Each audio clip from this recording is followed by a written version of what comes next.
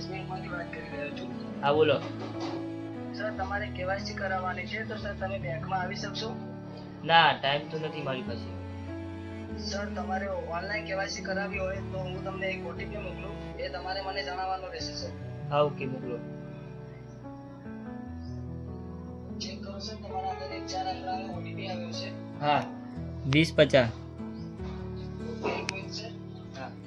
ધન્યવાદ સર, તમારે કેવાયસી 24 કલાકની અંદર થઈ જશે. હા ઓકે.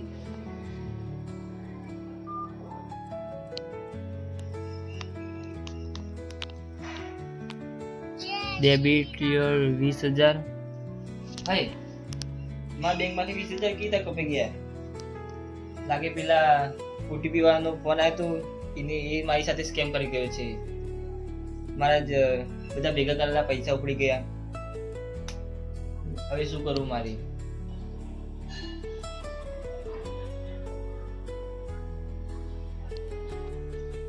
ચાલ બજાજી નહીં આપણો નહીં આ બોલ્યા. ચમ સુધી એટલે મારા ફોનમાં 20,000 કપાઈ ગયા. કેવી રીતના?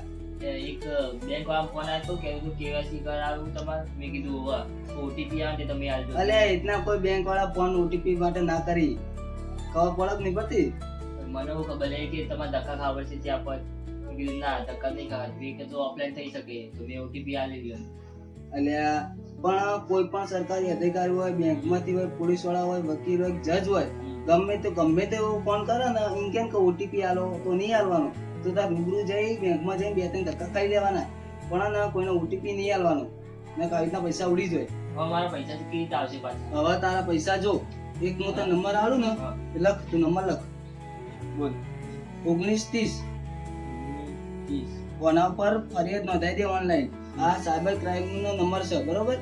એટલે એરા તારે પ્રોસેસ કરી દે.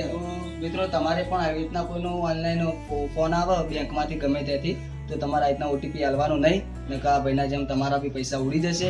અને બેંકમાંથી કે કોઈ પણ સરકારી જગ્યાએથી તમારો ઓટીપી ઓનલાઈન માગવામાં આવતો નથી. અને બેંકમાં જઈને તમારે 2-3 ધક્કા ખાવાના થાય તો ખાઈ લેવાના, પણ આવી રીતના ઓટીપી કોઈને શેર કરવાનો નહીં. તમારી જે સાવધાની હોય એ તમારે જ બરતવાની હોય.